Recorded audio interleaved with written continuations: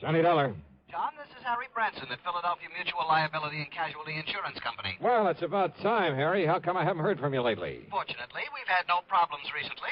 That is, nothing requiring investigation. Until now, huh? Well, yes. So what's the trouble? Arson, mayhem, murder? John, it may be all of them, unless you're able to put a stop to what's going on. Sounds interesting. Who's involved in all this? And don't tell me you've been selling insurance to some gangster. Well, as a matter of fact, he is. What? An ex-gangster. At least he was known to have been mixed up with gangsters for several years. Who? Bertie Larson. Larson, huh? Well, at least the name sounds appropriate. So tell me what he's... Wait a minute. Yes, John? Isn't Bertie Larson the punk they've had before that special investigating committee? Yes. The committee on narcotics and gambling, the one that has the hearings on television now and then? That's the one.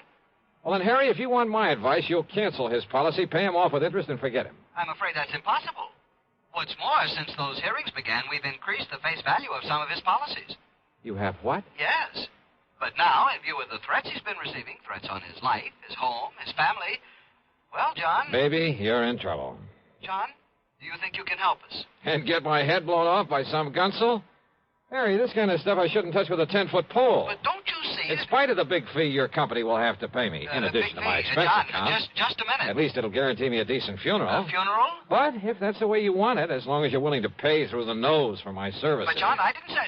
John, that is... listen to me, John. Okay, keep your shirt on, Harry. I'll run on down there and see you.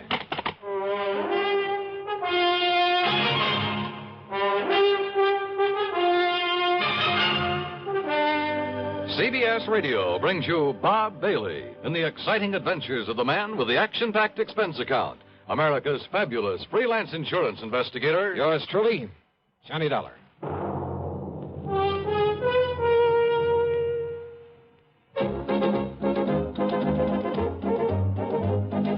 Winston tastes good like a cigarette should.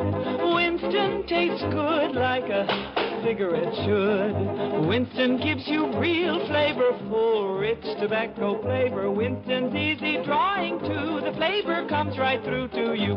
Winston tastes good like a cigarette should. A modern filter? Sure, Winston has it. But that's only the beginning of a Winston. Up front, up where it really counts, Winston packs exclusive filter blend. Light, flavorful tobaccos, specially selected and specially processed for filter smoking. Filter blend. That's why it's fun to smoke Winston, America's best-selling filter cigarette. Winston tastes good like a cigarette should. And now, Act One of yours truly, Johnny Dollar.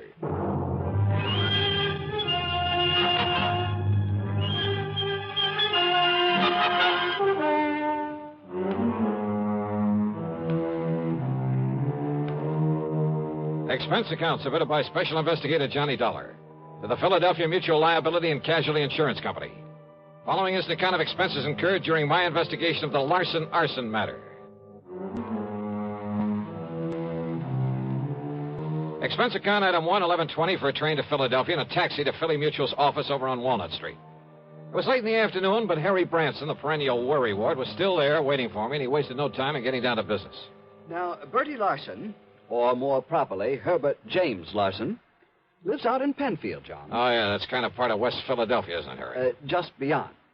He and his wife live in a very nice one-story brick home that we've insured for some $30,000. And he must have done fairly well in the rackets and had sense enough to put some aside. Also, John, we've insured his personal property, furniture, clothes, all the things in the house and so on, for some $20,000. No kidding. And didn't you say you've increased some of his insurance lately? To the figures I just mentioned. In the beginning, he was underinsured, but the policies provided for the increase at his option, provided, yeah, of well, course... that's all right. You don't need to go into detail. Provided, of course, that in no event should stipulated coverage exceed actual appraised valuation. Yeah, well, now, Harry, if you... In accordance with paragraphs A, B, and G of Article 21 of our standard comprehensive policy... Harry... Oh, yes, John. Also, his life is insured with us for $20,000. Making a total of $70,000. $70,000, yes. So if everything goes, including Bertie himself, somebody's liable to collect plenty. Exactly. Okay, who's the beneficiary? His wife, Nora. I see. And now you say that somebody's been threatening him. Oh, yes. Ever since he agreed to appear before this investigating committee. Uh-huh. What kind of threats? Over the telephone, he tells me, warning him that if he continues to testify, well, they haven't directly threatened his life, as I understand it, but they might as well have. And then last week... Wait a sec, Harry. Haven't the police been in on this? Oh, yes. Yes, they have. And for a while, they kept some men stationed about his place. So, naturally, nothing happened. But last week, John, when he returned from one of the hearings, he phoned me and said that he'd found a can of gasoline standing on his front doorstep. Ah, just a hint, huh, of what might happen if he doesn't clam up. Yeah, that's an old-style gang warning. Yes, a very obvious threat to burn up his home. But he's continued to appear at the hearings? Yes. And if he's killed off by these people, if his home is burned out from under him... By what people, Harry? Has he any idea who might be behind this monkey business? Well, of course.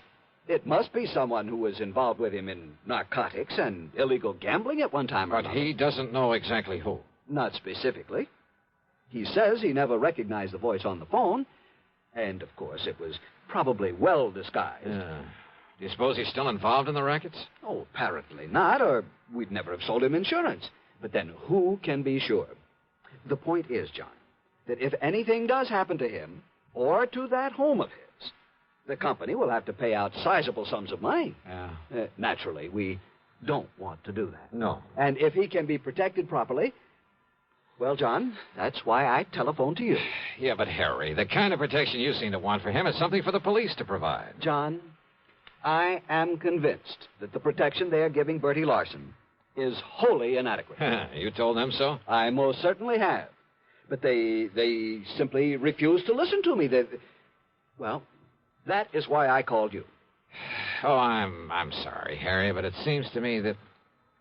Well, okay. Give me his address. Tell me who the police contact is, and I'll see what I can do for you. I dropped my bags at the Bellevue Stratford. Then, having missed my lunch, I spent item 2, 5 1/4 for a drink and some early dinner. Item 3, $50 deposit on a rental car, and I headed out through West Philadelphia to the address in Penfield.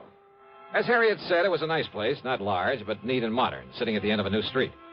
Apparently, there was no one home. I looked around to see if there was a patrolman watching over the place. No one. Nothing. And the street itself was deserted. I was just about to swing around and head for police headquarters when I noticed a thin streak of light from one of the rear windows in spite of the drawn shades. Yeah, I suppose I'll learn one of these days not to be so curious. But I walked quietly up the driveway beside the house. And then I heard something. Just a little sound, as though someone had quietly opened or closed a door at the side of the garage in the rear. And I suddenly caught the smell of gas, of raw gasoline. It was coming from the garage. I carefully edged my way on back there, hoping I wouldn't trip over something in the darkness that would give me away. The smell of gasoline was stronger now, much stronger. My next step was into a puddle in front of the garage door. I remember bending over to sniff at it, and it was gasoline, all right. And I remember a flashlight stabbing through the darkness behind me. But as I rose and turned...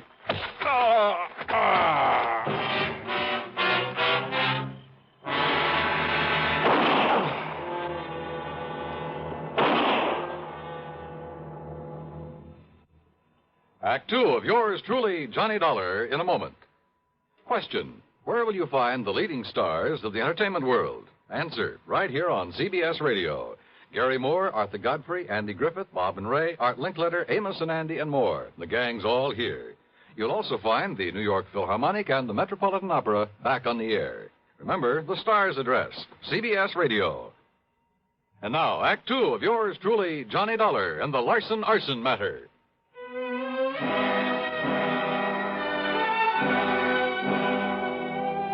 I came to in a hospital room, and I had company. One of them was in a blue uniform with brass buttons with the stripes of a sergeant on his sleeves. So you decided to come back to the land of the living, huh? The other was a man of about 40, big, beefy. And in spite of his rather flashy clothes, he looked as though he hadn't shaved his fat, truculent face for a couple of days. Oh, well, I'm sure glad he's okay, Sergeant. Only, how was I to know he wasn't somebody come to carry out them threats against me? Oh. You know, you're lucky you didn't aim those shots at him, Bertie. Me actually trying to kill somebody, Sergeant? Like I told you, I know the noise would bring on the nearest flatfoot. Bertie, huh? Yeah. Gee, Mr. Dollar. Now, you just take it easy, Dollar. Bertie nearly broke your head when he found you prowling around his home a while ago. Oh, brother, you're telling me. But I didn't know, Dollar. I didn't know who you was till me and a cop went through your pockets and seen your identification. Okay, now look. And I come home and seen you sneaking around and had gasoline all over my garage like somebody was going to put a torch to it. Okay, Bertie. So you can't blame me for slugging. Yeah, now, But Bertie. I'm sure sorry I did it, Dollar. Dollar, the hospital bill's on me, so live it up, huh? Oh, yeah, sure. Okay, now, Bertie. Dollar's going to be all right, so you go along, huh? I'll check with you later. Oh, yeah, sure. Okay. Oh, I'm going up in the country to make sure my wife's all right. Up in the country? Yeah, up in the Catskills with a couple of relatives, Mac and Josie. Oh, you don't think I'd leave her stay around here with those people on the phone saying they're going to burn me out if I don't stop yapping at that committee? And you don't know who it is making the threats, huh? I sure wished I did. Okay, run along now, Bertie. No, wait, please. Well, what is it, Dollar? Well, I'd like to talk to Bertie some more. Well, sure. No, not until the medics say you're all right and let you out of here. And besides, I want to talk to you myself. Now, go along, Bertie. Yeah, sure. All right, now look, Sergeant. Just stay flat on the bed, Dollar. And now you're lucky Bertie didn't kill you. And I can't say I would have blamed him. Why didn't you come to me before trying to contact him? I could have given you all the information you need about this case. Now, look, Sergeant. Not only have saved you a lot of trouble, but kept you from getting banged on the head. Okay. All you private dicks are alike. Now, listen, will you? As for that nosy guy over at your insurance company who's been bothering me 3 and 4 times a day, well, now I've got 2 of you to keep from upsetting the apple cart. What's that supposed to mean? Bertie Larson isn't the man this investigating committee's after. What? Of course not. He's strictly small time. And he hasn't even been that since he served a stretch on a burglary arson rap. What about the narcotics and gambling that's under investigation? He was never any more than a messenger boy for the big shots. Well, now, what's the importance of these hearings? Now, don't you see, if the committee can hold him up as a guy who talks and doesn't get hurt by him, well, it'll help them flush out some of the others. And who knows? Maybe some of his information might have a little value, and he'd be glad to give it. Yeah? Why? Bertie's been trying to run a used car business. Legitimate? Or is it cover-up for something else? Legitimate. You're sure of that? Dollar, that stupid punk has been so scared since he got out of the clink. Yep. And listen. I'm listening. The publicity that he's been getting from the hearings, because of cooperating with the committee, why, it's practically made a public hero out of him. Who knows? Maybe it'll help his business enough to get him out of the red for once. That's why he's singing like a canary, probably making half of it up just to keep his name in the paper. Well, what about the threats he's been getting? You know something? We've only got his word about those threats. For all we know. He's making them up himself. Maybe. Oh, all right. So what if some of his old pals are calling him up, telling him to lay off, huh? If they try anything foolish, we'll nab them. Matter of fact, there are a few of those guys around here we'd just love to have something on. So maybe all this will flush them out for us. Or get Bertie killed? Ask me. I don't think anybody'd even bother to rub him out. I hope you're right, Sergeant. Sure. So, Dollar, that's that. No, when you're wait. up and around, come on over to the station and see me. But meantime, leave this to me, will you? Oh, wait a minute, will you? What about that gasoline he mentioned that was spilled all over his garage? Oh, one of those shots he fired. And now One of look. them drilled a hole in a can of gas he had lying around. Yeah? Sure, saw it there myself. Look, Sergeant. See you later, Dollar. Wait a minute, will you? Sergeant!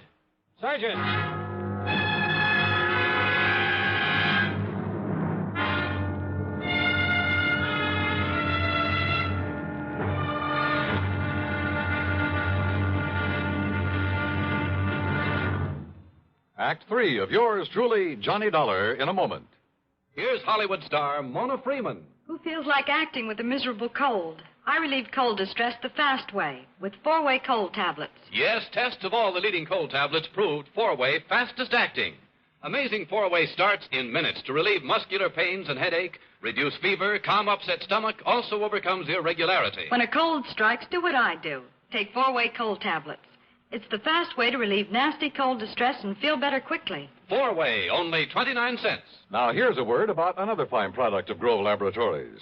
Had dandruff for years? Now get rid of it in 3 minutes with Fitch Dandruff Remover Shampoo. 3 minutes with Fitch regularly is guaranteed to keep unsightly dandruff away forever. Apply Fitch before wetting hair, rub in 1 minute. Add water, lather 1 minute. Then rinse 1 minute. Every trace of dandruff goes down the drain. 3 minutes with Fitch, embarrassing dandruff's gone. Fitch can also leave hair up to 35% brighter. Get Fitch Dandruff Remover Shampoo today. And now, Act 3 of yours truly, Johnny Dollar.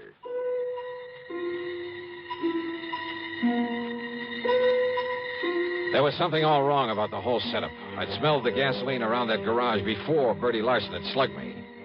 And what about the can of gasoline he said was left on his doorstep as a warning? Like somebody'd burn him out if he kept on testifying before the Special Investigating Committee. Were the police overlooking that? And then, suddenly, I began to smell a rat, a big one. Don't ask me why. I climbed rather painfully out of the hospital bed, put on my clothes, and pulled the corny trick of going out by way of the fire escape.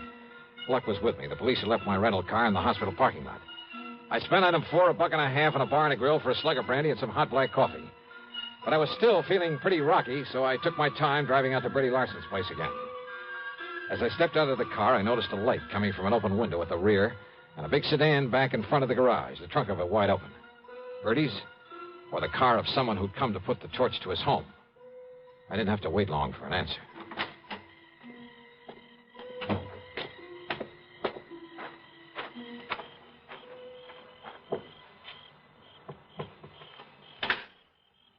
Bertie. Huh? Going up in the country, huh, to see your wife? Oh, Dollar. Yeah, that's right. Oh, say, listen, Dollar. It's lucky you come by here. Is it? Lucky for you or for me? Oh, no, listen, I come by to pick up some things, you know, to haul up to my wife. You know what happens? Yeah? When I pulls up in the driveway, there's some guy running away out back. So I yells him to stop, but he keeps on going, and it's so dark I can't see where to throw a shot. And listen. I'm listening. Then I smell gasoline. It's coming from inside the house. So I unlock the door and go in, and you know what I find in there? Go on, Bertie. Come on. Come on inside, Dollar. I'll show you.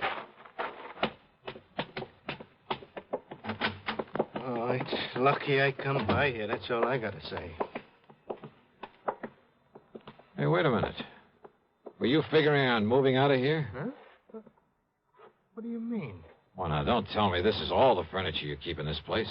Oh, of course not. I sent a lot up to Josie and Mac from while my wife is staying with them.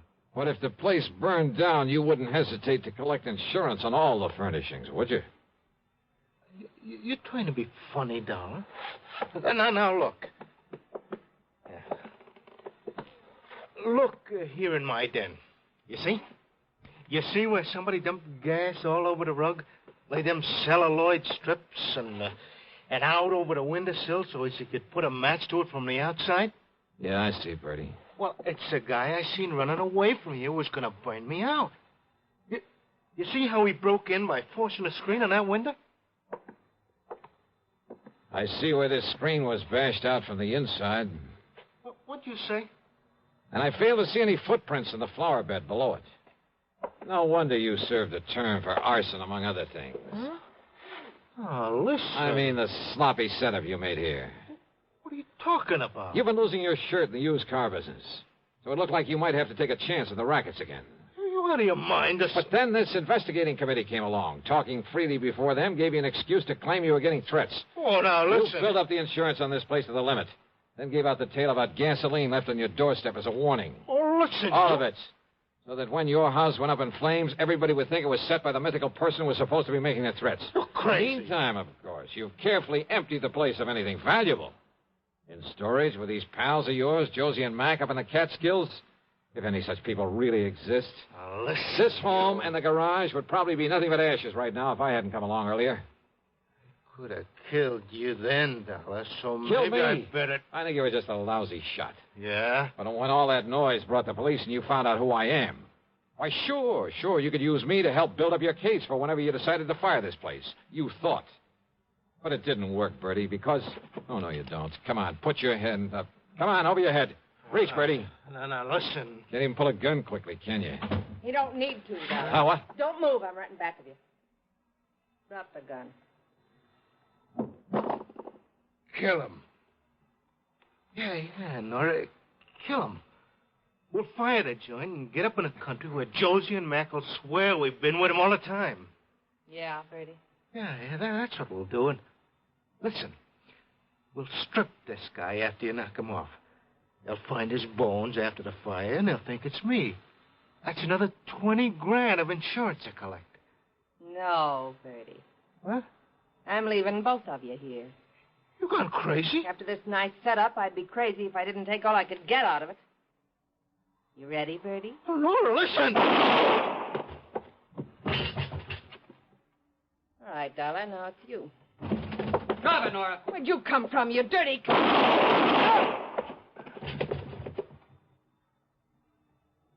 Thanks, Sergeant. Well, that's okay, Dollar. But you can be mighty glad that hospital called me up when they found you'd sneaked out on them. You know something, Sergeant? Yeah? I'm mighty glad.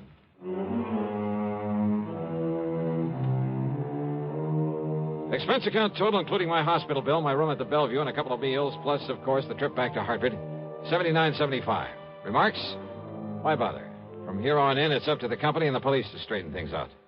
Yours truly, Johnny Dollar.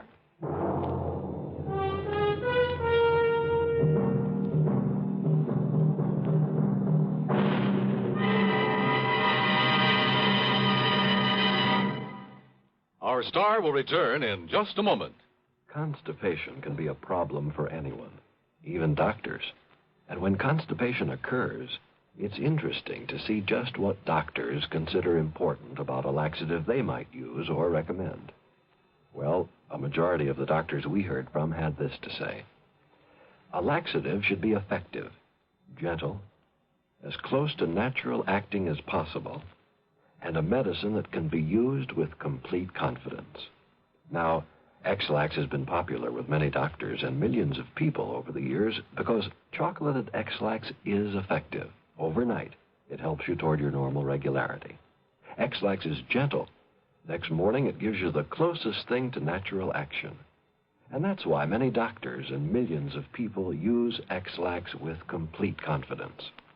X-Lax, the laxative that helps you toward your normal regularity gently, overnight. Is X-Lax in your medicine cabinet? Now, here is our star to tell you about next week's story. Next week, Sarasota, Florida. A body floating in a bayou, and one too many suspects. Join us, won't you? Yours truly, Johnny Dollar.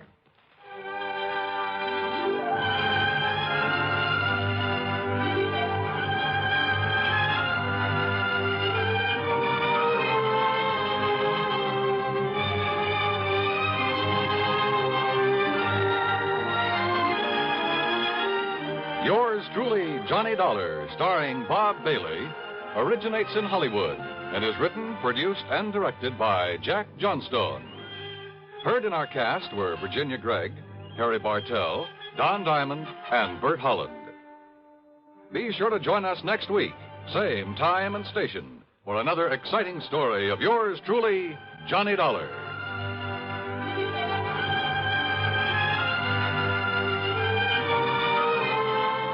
This is Dan Cumberly speaking.